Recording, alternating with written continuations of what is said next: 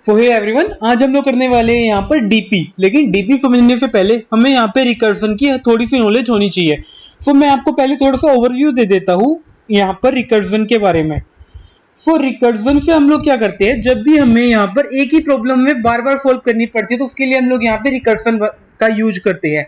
Example के लिए 4, आपको यहाँ पे 4 का फैक्टोरियल निकालना है तो आपको पता है कि आप 3 का कॉल लगाओगे, 3 फिर 2 4, आप 2 को भी कॉल लगाओगे, फिर 3 अगेन 2 को और 1 को कॉल लगाएगा। फिर आपको पता है कि जो 2 होगा ये 1 और 0 को कॉल लगाएगा। ऐसे ही यहाँ पे जो 4 होगा, फिर मतलब यहाँ पे 3 का लगा दिया, आप अब 2 का लगाओगे। ऐसे ही ये 2 फिर 1 और 0 को कॉल लगाएगा। तो यहाँ पे क्या हो रहा है, अब एक ही चीज को मतलब आपको बार बार चाहिए, आपको 3 भी चाहिए, फिर उसका 3 का भी आपको सब पार्ट चाहिए, फिर 2 का भी आपको सब पार्ट चाहिए, उसके बाद यहाँ पे 2 है, यहाँ का भी आपको सब पार्ट चाहिए। तो जब भी आपको ये सब पार्ट चाहिए होती है ना, इसके लिए हम लोग यूज करते हैं रिकर्जन का। एंड रिकर्जन अपना फॉलो करता है डेप्थ फर्स्ट सर्च। ये पॉइंट टू बी नोटेड था पहला। मैं आपको पूरा डिटेल में तो नहीं बताऊंगा, लेकिन मैं आपको थोड़ा सा ओवरव्यू दे दूंगा। तो पहला पॉइंट था यहाँ पर, रिकर्जन अपना जो फॉलो करता है वो करता है डेप्थ ऑफ सर्च। अरे यार, डेप्थ फर्स्ट सर्च, रिकर्जन अपना फॉलो करता है डेप्थ फर्स्ट सर्च को। ये अपना पहला पॉइंट था। अब रिकर्जन में प्रॉब्लम क्या है, रिकर्जन के थ्रू अपना काम बहुत आसानी से मतलब हो रहा था। तो रिकर्जन में प्रॉब्लम क्या है, अब इससे पहले हमें ये समझना पड़ेगा रिकर्जन में जो हम लोग कंसेप्ट यूज करते हैं, जो अपनी चीज बनती है रिकर्जन के अंदर, वो बनती है कॉल स्टैक। तो रिकर्जन के अंदर अपने पास बनता है कॉल स्टैक। कॉल स्टैक, यार इतना स्लो टाइप कर रही है। कॉल स्टैक, अब कॉल स्टैक ये बनती कैसे है,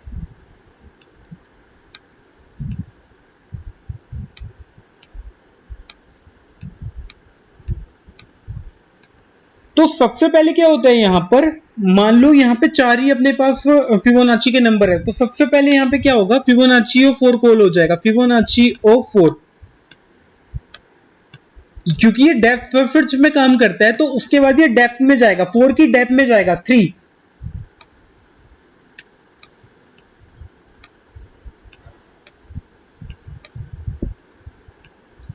उसके बाद 3 जाएगा यहाँ पे अपनी डेप्थ में, जो कि होगा 2।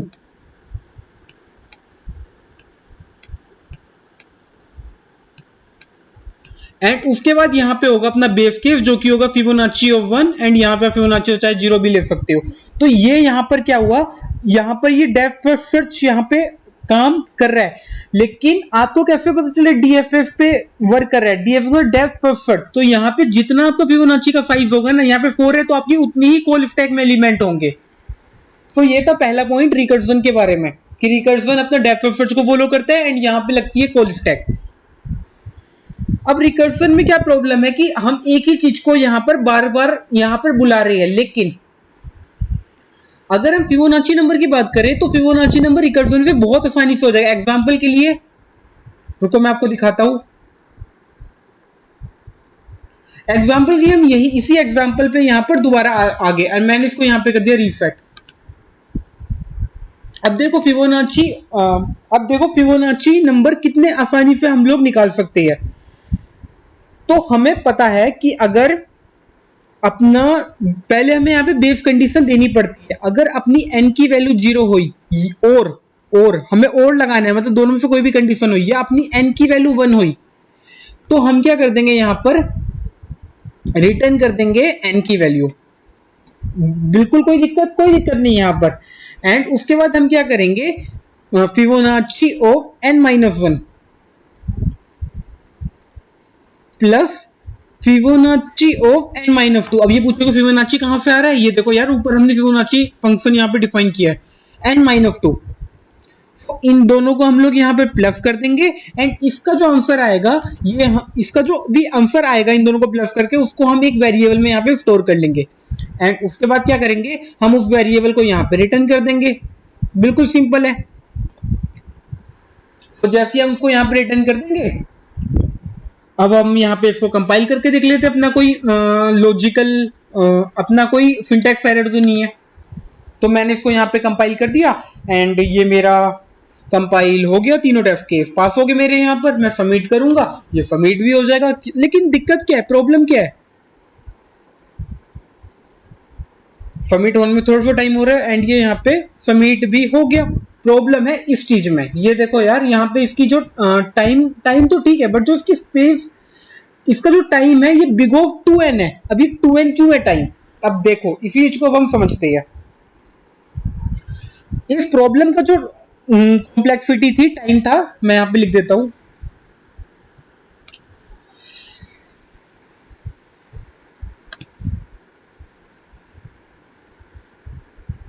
ओके, इस प्रॉब्लम की जो टाइम कॉम्प्लेक्सिटी थी, अगर हम इसको रिकर्जन देखो, दो तरह की अपने पास कॉम्प्लेक्सिटी होती है किसी भी प्रोग्राम में एंड ये हमें अगर जितनी ये कम होगी मतलब उतना हमारे लिए अच्छा है। तो दो तरह की अपने पास कॉम्प्लेक्सिटी होती है, एक होती है टाइम कॉम्प्लेक्सिटी, एक होती है स्पेस। जितनी ये मतलब कि नॉमिनल होगी उतना हम बोलेंगे अपना प्रोग्राम फास्ट चल रहा है। जैसे अगर आप कोई एप्लीकेशन बना रहे हो वो तो खुलने में 10 सेकंड लगा रही है, लेकिन कोई फेसबुक होगी वैसी एप्लीकेशन होगी वो जल्दी खुल जा रही है, तो उसमें ये लॉजिकल वगैरह टाइम कॉम्प्लेक्सिटी इन सब की यूज होता है। सो यहां पे टाइम कॉम्प्लेक्सिटी इसकी हो जाएगी बिग ऑफ एन। क्यों? क्योंकि उतने ही कोल स्टैक लगेंगे जितने मतलब कि आप यहां पर एलिमेंट बना रहे हैं, उतने ही कोल स्टैक लगेंगे। तो टाइम को तो मतलब आप एक तरह से कम नहीं कर सकते, मतलब ये तो जितनी आप कोल स्टैक लगाओगे उतना ही मतलब ये बढ़ रहा है। लेकिन सॉरी, ये स्पेस कॉम्प्लेक्सिटी थी।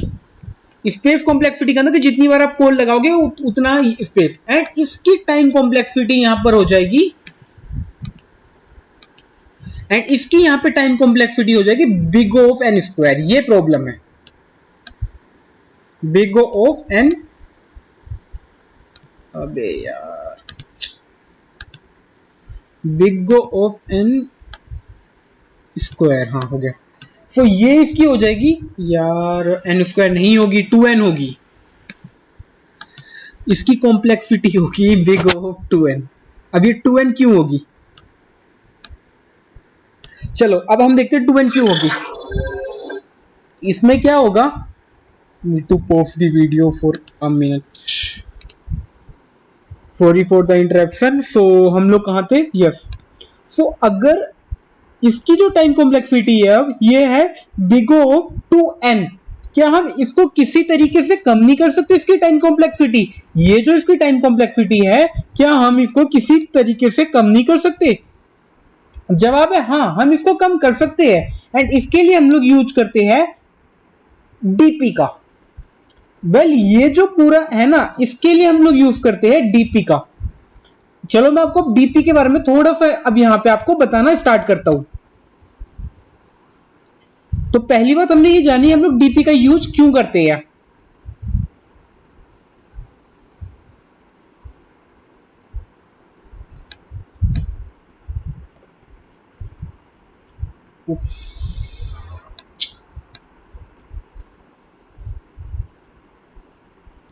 ओके तो अब हमने जाना कि हम लोग यहाँ पे डीपी का यूज क्यों करते हैं। डीपी का यूज करके हम लोग अपनी time complexity and space complexity इसको इंप्रूव कर सकते हैं। तो इस क्वेश्चन के लिए स्पेस कॉम्प्लेक्सिटी तो हम ज्यादातर नहीं कर सकते क्योंकि इसमें कॉल स्टैक तो बनेगा ही बनेगा एंड हम उतने स्टेप तो जाएंगे ही जाएंगे, लेकिन हम इसकी टाइम कॉम्प्लेक्सिटी कम कर सकते हैं। अब ये टाइम कॉम्प्लेक्सिटी क्या होती है, अब आप यहाँ पे कॉल स्टैक लगा के 4 से 3 पे आओगे, 3 से 2 पे आओगे, 2 से 1 पे आओगे, ठीक है। अब आप इन दोनों का आंसर ऊपर भी भेजोगे तो यहाँ पे इसलिए इसकी टाइम कॉम्प्लेक्सिटी है बिग ऑफ 2n। सो इसको ऑप्टिमाइज करने के लिए हम लोग डीपी का यूज करते हैं एंड डीपी को हम लोग 2 टाइप से अप्लाई कर सकते हैं। एक हम उसको ऑप्टिमल सब स्ट्रक्चर, तो अगर हम एकदम फिबोनाची नंबर के जरिए से ही देखें हम लोग डीपी इसमें कैसे यूज कर सकते हैं, हम लोग 2 मेथड से इस पे डीपी लगा सकते हैं। पहला तरीका है टॉप डाउन अप्रोच। ये मेथड का नाम है कि हम लोग डीपी जनरली 2 टाइप से लगाते हैं एंड ये ओवरलैपिंग सब प्रॉब्लम के लिए होता है। बेसिकली मैं आपको अगर और डिटेल में बताऊं कहां पे हम लोग डीपी लगाते हैं, सो डीपी हम लोग 2 टाइप के क्वेश्चनों में लगाते हैं। पहला है ऑप्टिमल सब स्ट्रक्चर, अरे यार ये लिखने में दिक्कत हो रही है, ऑप्टिमल सब स्ट्रक्चर, सब स्ट्रक्चर। एंड दूसरा वाला अपने पास है जिसको हम लोग यहां पर बोलते हैं ओवरलैपिंग सब प्रॉब्लम। ओवरलैपिंग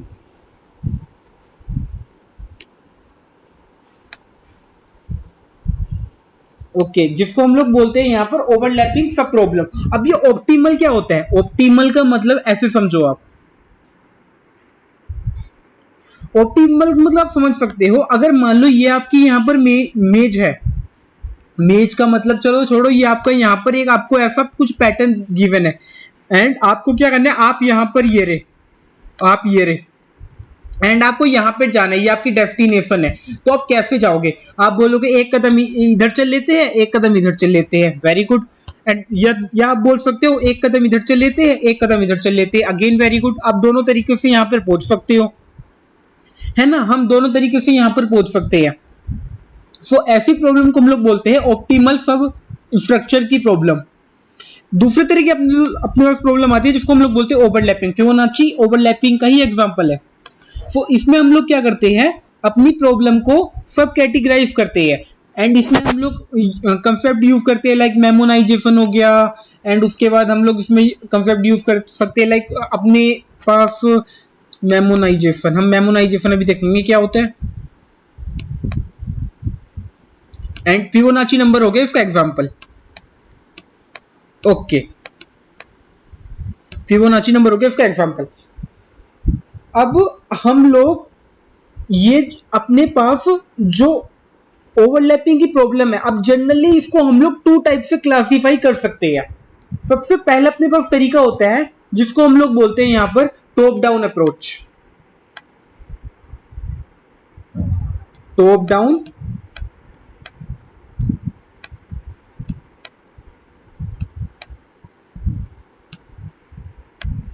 एंड दूसरा अपने पास होता है जिसको हम लोग बोलते हैं यहां पर बॉटम अप।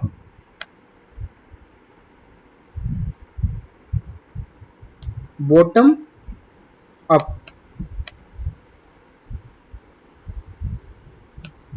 सो दूसरा अपने पास होता है बॉटम अप, एक अपने पास होता है टॉप डाउन एंड अगला अपने पास होता है यहां पर बॉटम अप। अब टॉप डाउन को अगर मैं आपको एकदम लेमन लैंग्वेज में समझाऊं, टॉप डाउन का मतलब होता है रिकर्सन प्लस मेमोनाइजेशन।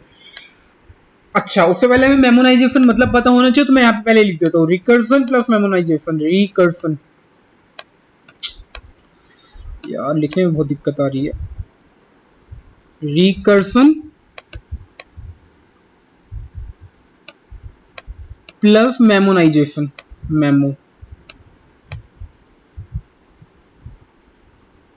हम अभी पहले इसके बाद जब मेमोनाइजेशन को देखने वाले। रिकर्सन तो हमने देख लिया क्या होता है, जब फंक्शन खुद को यहाँ पे बुलाता रहता है, इसको हम लोग बोलते हैं रिकर्सन। मेमोनाइजेशन बिल्कुल हम देखेंगे क्या होता है। और अगले तरीके अपने अप्रोच होता है जिसको हम लोग बोलते हैं बॉटम अप। बॉटम अप में हम लोग यूज करते हैं आइट्रेशन, लूप, एंड ये दोनों डीपी के पार्ट है। ऑफकोर्स ये तो मैं आपको बतानी भूल गया, ये दोनों डीपी के पार्ट है, इसमें हम लोग डीपी को ऑप्टिमाइज कर सकते हैं एंड इसमें हम लोग यूज करते हैं आइट्रेशन। आइट्रेशन मतलब होता है लूप। लूप और डाटा स्ट्रक्चर हम दोनों चीजें इसमें यूज करते हैं। तो डाटा स्ट्रक्चर तो कॉमन नहीं है, तो मेनली हम इसमें आइट्रेशन यूज करते हैं। एंड जितनी भी आप मीडियम लेवल की प्रॉब्लम देखोगे, 80% आपको इसी अप्रोच से सोल्व करने के लिए आप फायदेमंद रहोगे, जिसको हम लोग बोलते हैं बॉटम अप। लेकिन आपको दोनों चीजों पे ध्यान देना है। तो अब हम समझते हैं मेमोनाइजेशन के बारे में। देखो, मेमोनाइजेशन, डीपी में मेमोनाइजेशन की नीड क्यों पड़ी? अब एक चीज आप ध्यान से देखो यहां पर, अगर मान लो एक सेकंड, उस मेमोनाइजेशन को आप ऐसे समझो, आप मान लो अभी नर्सरी क्लास में हो एंड मैंने आपसे पूछा कि ये कितने स्टार है। अब यार स्टार बनेंगे भी इसमें, बन तो रहे थोड़े थोड़े।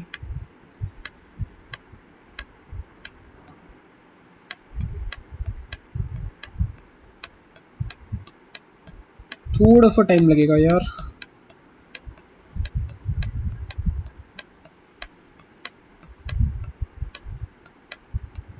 आप बन जा।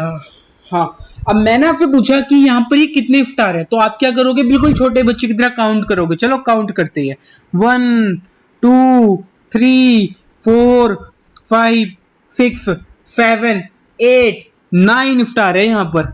उसके बाद मैंने क्या किया, एक स्टार यहाँ पर और लगा दिया। अब आप क्या करोगे, क्या आप स्टार्टिंग से काउंट करना स्टार्ट करोगे? नहीं यार, आप स्टार्टिंग से काउंट नहीं करोगे। आप क्या करोगे, आपको पता है यहां तक का सम आपने अभी अभी काउंट किया था 9 है, तो आप इसको दोबारा से काउंट क्यों करोगे? एंड आपने मैंने अभी सिर्फ एक और ऐड कर दिया स्टार, एंड यहां पे हो गए 10 स्टार। सो आपने क्या किया, जाने अनजाने में आपने यहां पे मेमोनाइजेशन का यूज कर लिया। कैसे? आपने क्या किया, पहले इसको अपने मतलब कि पूरे दिमाग में रखा, एंड उसके बाद आपने इसको ऐड करने के लिए आपने इसको तो दिमाग में रखा था, एंड उसमें आपने +1 कर दिया, एंड आपने आंसर मुझे बता दिया 10। अब हम जाते हैं अपने करंट एग्जांपल पे। अभी करंट एग्जांपल में क्या है हमारे पास, हमने फिबोनाची नंबर ऑफ 2, ये अपना थोड़ा सा और अगर 5 तक होता तो और अपने पास ऐसे बहुत सारे बनते। अगर हमने फिबोनाची नंबर ऑफ 2 यहाँ पे निकाल लिया है, तो हम यहाँ पे फिबोनाची नंबर ऑफ 2 दोबारा क्यों निकाल रहे हैं? यार ये तो गलत बात है ना। मतलब आपने यहाँ पे इतनी मेहनत करके अभी निकलेगा कैसे? चलो मैं आपको ये भी बता देता हूँ, ये बिल्कुल रिकर्सिव केस का पहले मैं आपको बता देता हूँ। तो फिबोनाची ऑफ नंबर 1 ये मुझे पता है 1 है, तो यहाँ पे आएगा 1। फिबोनाची नंबर 0 तो यहाँ पे आएगा 0, एंड ये बेस कंडीशन होगी बिल्कुल, ये हम पहले ही डिफाइन कर देंगे। Fibonacci of number 1 equal to 1, Fibonacci of 0 equal to 0, and Fibonacci of 1 ये आ जाएगा 1, फिबोनाची ऑफ 1 ये भी 1 आ जाएगा, एंड फिबोनाची ऑफ 0 0 आ जाएगा। अब क्या होगा, इन दोनों का सम जाएगा ऊपर, 1 + 0 1। अब ये अपने बाजू वाले को देखा, यहाँ पे वैल्यू ही 1 था, तो 1 + 1 यहाँ पे ऊपर जाएगा 2। अब ये अपने बाजू वाले को देखा जिसका अभी तक नहीं निकला, तो पहले इसका निकालेंगे, 1 + 0 1 यहाँ पे आएगा। अब इन दोनों का सम रिटर्न होगा यहाँ पर 3। So, ऐसे करके हम लोग इसको निकाल सकते हैं। लेकिन इस अप्रोच में ये प्रॉब्लम है, अगर मैं आपको इस अप्रोच की प्रॉब्लम बताऊं, तो जब आपने एक बार फिबोनाची नंबर ऑफ 2 यहाँ पे निकाल लिया, आप इसको यहाँ पे दोबारा क्यों कैलकुलेट कर रहे हो? इसकी वैल्यू नहीं चेंज होने वाली। अगर आप इसको यहाँ पे निकालो या 10 जगह और निकालो, इसकी वैल्यू नहीं होगी चेंज। सो इसलिए हम लोग यहाँ पर डीपी का यूज करते हैं। डीपी का यूज करके, अरे ये जो आपने अभी ट्रिक लगाई ना, इसको हम लोग बोलते हैं मेमोनाइजेशन। एंड डीपी के थ्रू आप अपना जो भी आपका आंसर है, इसको आप जो है ऑप्टिमाइज कर सकते हो। एंड ये जो कंसेप्ट लगा है, इसको हम लोग बोलते हैं मेमोनाइजेशन। मेमोनाइजेशन इसको बोलते हैं। तो जब भी हम बोलेंगे कि टॉप डाउन अप्रोच, इसका मतलब होगा रिकर्जन प्लस मेमोनाइजेशन। आप बोलोगे ये एकदम बेस्ट है, इससे बेस्ट कुछ होगा ही नहीं। लेकिन जब आप बॉटम अप देखोगे, इसमें आइटरेशन, लूप, इन सब का यूज होगा, तब आपको पता चलेगा कि bottom up is like love and top down is like heart. ये तो आप मतलब कि बोल सकते हो बहुत अच्छा है। लेकिन ये एक ऐसी चीज, आप जब इसको बहुत सारे क्वेश्चन कर लोगे ना, तब आपको पता चलेगा कि बॉटम अप ही बेस्ट था, bottom up is like love. So अब हम चाहते हैं, अब हम सेम फिबोनाची नंबर की प्रॉब्लम को अब इसको सोल्व कैसे करते हैं हम लोग। तो बेसिकली मेरा कहने का मतलब था, मेमोनाइजेशन यहाँ पे कैसे करेंगे। ये जो मेमोनाइजेशन है, इसको हम अचीव भी कैसे करेंगे, है ना? अच्छा क्वेश्चन है, नहीं है? इसको अचीव करने के लिए हम क्या करेंगे, हम कोई भी एक डाटा स्ट्रक्चर ले सकते हैं। हम एग्जांपल के लिए हम यहाँ पे एरे ले सकते हैं, एंड एरे हम उसी साइज का लेंगे जो अपने यहाँ पे फिबोनाची की लेंथ होगी, या हम अपने आप से एक एरे का साइज डिफाइन कर देंगे जो कि इससे ज्यादा होगा।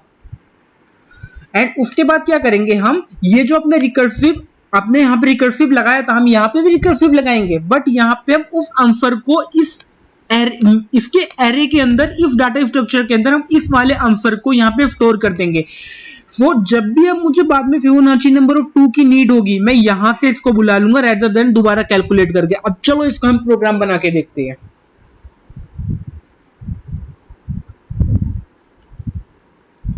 तो मैं यहाँ पे अपने उसी एग्जांपल पे वापस आ चुका जो मैंने अभी अभी सोल्व किया था। एंड एक चीज नोटिस करना, इसकी यहाँ पर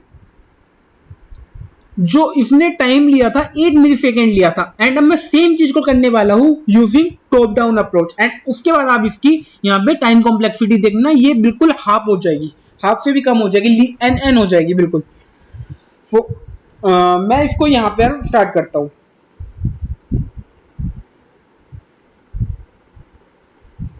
तो सबसे पहले मैं यहाँ पे क्या काम करता हूं, मैं यहाँ पर एक एरे बना लेता हूं। तो चलो यार मैं यहाँ पर एक एरे बना लेता हूं। अरे यार, हाँ मैं पहले यहाँ पे एक एरे बना लेता हूँ। For int dp equal to new int, ये मैंने यहाँ पर एक एरे बना लिया। क्यों? मुझे मेमोनाइजेशन करनी थी यहाँ पे, इसलिए मैंने एक एरे बना लिया। एंड इसका साइज में कितना, तो आप कितना भी दे सकते हो। अगर आप इसकी यहाँ पर डिस्क्रिप्शन चेक करोगे लीड कोड की इस प्रॉब्लम का, तो ये यहाँ पे 30 तक मुझे बोल रहा है कि मैं 30 तक आपके नंबर चेक करूंगा, इसका कंस्ट्रेंट है। तो मैं यहाँ पे 31 दे देता हूँ। तो इससे क्या होगा कि ये 31 साइज का एक डीपी क्रिएट कर देगा मेरे लिए। अब मैं क्या करूंगा यहाँ पर, मैं इसको एक कंस्ट्रक्टर बना लूंगा, क्योंकि मेरे को इस, देखो जब भी आप ऐसा कोई डीपी बनाते हो तो आपको इसमें एक वैल्यू इनिशियलाइज करनी है, जिससे ये पता चले कि यहां आपका फिल हो चुका। अगर मैं आपको और अच्छे से समझाऊं तो एक सेकंड रुको। अगर यहाँ पे हम वापिस आए तो आपको क्या करना है, आपने ये एरे तो बना लिया, अब आपको क्या करना है, सब में -1 इनिशियलाइज कर देना है, ताकि आपको -1 हम सभी में इनिशियलाइज कर देंगे। सब में -1 डाल देंगे, सब में डाल देंगे, इसमें भी डाल देंगे, सब में डाल देंगे -1। -1 या -1 भी नहीं तो हम कोई ऐसी वैल्यू डाल देंगे जो कि आंसर कभी हो ही नहीं सकता। जैसे इस केस में -1 कभी भी आंसर नहीं हो सकता, लेकिन अगर हम बाद में कोई क्वेश्चन सोल्व करेंगे ना हार्ड लेवल के, उसमें -1 कोई आंसर हो सकता है। इसलिए हम कोई ऐसी वैल्यू यहाँ पे डालेंगे जो कि आंसर हो ही नहीं सकता। एग्जाम्पल के लिए बहुत बड़ी वैल्यू डाल देंगे, minus, negative, plus, positive, infinity, minus infinity, हम यहाँ पे कुछ भी बड़ी रैंडम वैल्यू डाल देंगे। तो पहला हमें काम क्या करना है, कोई भी डाटा स्ट्रक्चर बनाना है। दूसरा हमें काम क्या करना है, यहाँ पे सब में -1 इनिशियलाइज कर देना है, या कोई भी एक रैंडम वैल्यू। चलो वापस चलते हैं, हम यहाँ पे वापस आ चुके। एंड मैं क्या करूंगा यहाँ पर, देखो मेरे को यहाँ पे वैल्यू इनिशियलाइज करनी है। तो बेस्ट चीज होती है ना, हमने जावा के अंदर पढ़ा है, जब भी हमें वैल्यू इनिशियलाइज करनी होती है चुपचाप कंस्ट्रक्टर बना लो उस चीज का। तो मैं यहाँ पर बिना कुछ करे कंस्ट्रक्टर बना लेता हूँ। एंड कंस्ट्रक्टर में पब्लिक बना लेता हूँ। पब्लिक तो बिल्कुल कंफ्यूज मत होना, मैंने यहाँ पे कंस्ट्रक्टर बनाया। क्यों बनाया है? क्योंकि मुझे यहाँ पे वैल्यू इनिशियलाइज करनी है। जब भी वैल्यू इनिशियलाइज करनी है चुपचाप कंस्ट्रक्टर बना लो। तो मैं यहाँ पे कंस्ट्रक्टर बना लेता हूँ। अब मेरे को क्या करना है, सब में -1 लाना है। क्या कोई तरीका है जिससे मैं सब में -1 ला सकता हूँ? ये क्या है, ये एक एरे है। अब एरे की एक प्रॉपर्टी होती है एरे डॉट फिल्स। अब इससे क्या होगा, ये पहले हमें बताना है कि हमें किस वेरिएबल पे फिल लगाना है। तो हमें यहाँ पे डीपी नाम के एरे पे यहाँ पे फिल लगाना है। एंड मुझे क्या वैल्यू रखनी है, हर जगह -1 रखना है। मैं यहाँ पे और भी कुछ रख सकता था, -1 जरूरी नहीं है। जो इसका आंसर नहीं आएगा मैं कोई ऐसी वैल्यू यहाँ पे रखूंगा। आप बहुत बड़ी यहाँ पे निगेटिव वैल्यू भी रख सकते हो, पॉजिटिव वैल्यू भी रख सकते हो। उसके बाद हम क्या करेंगे, ये तो हमारी सारी चीजें सेम ही रहेगी। अब हम करेंगे यहाँ पे डीपी का पार्ट हम करेंगे। अगर डीपी मेरा -1 नहीं हुआ तभी मैं एक चीज करूंगा, DP if DP of N is not equal to -1, तब मैं क्या करूंगा, यहाँ पे रिटर्न कर दूंगा डीपी ऑफ एन। मतलब फिर मैं डीपी ऑफ एन की वैल्यू यहाँ पे पता करके आऊंगा। अगर ये -1 नहीं हुआ तो मैं वैल्यू यहाँ पे पता करके आऊंगा।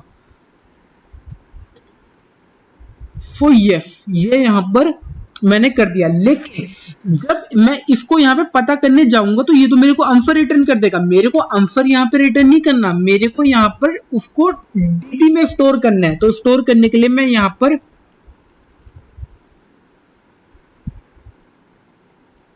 डीपी ऑफ एन लिख देता हूं। तो इससे क्या होगा, मेरा डीपी ऑफ एन में चला जाएगा। मैं इतना कुछ ना करके मैं यहाँ पे डीपी ऑफ एन भी लिख सकता था, बट मैंने अपनी एक लाइन बचाई है। सो अब हम इसको कंपाइल करके देखते हैं अपना कोई सिंटैक्स एरर वगैरह है क्या नहीं।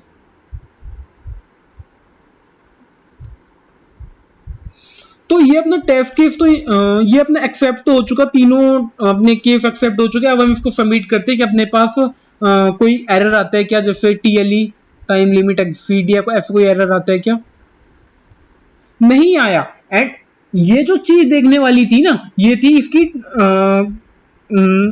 Time complexity. पहले ये जो जहां अपने 8 मिलीसेकंड में सोल्व हो रहा था, एंड ये सेम अपने पास टॉप डाउन अप्रोच करके जो है 0 मिलीसेकंड में सोल्व हो रहा है। तो ये आपने देखा कितना अच्छा है यार ये टॉप डाउन अप्रोच। लेकिन एक चीज हमेशा याद रखना, bottom is like love, bottom up से आप कभी पीछा नहीं छुड़ा सकते, वो बहुत अच्छा है बॉटम अप। सो ये तो हमने अब इसकी बेसिक जान लिया। अब नेक्स्ट वीडियो से हम लोग करेंगे यहां पर बॉटम अप अप्रोच के बारे में। सो अभी के लिए थैंक यू।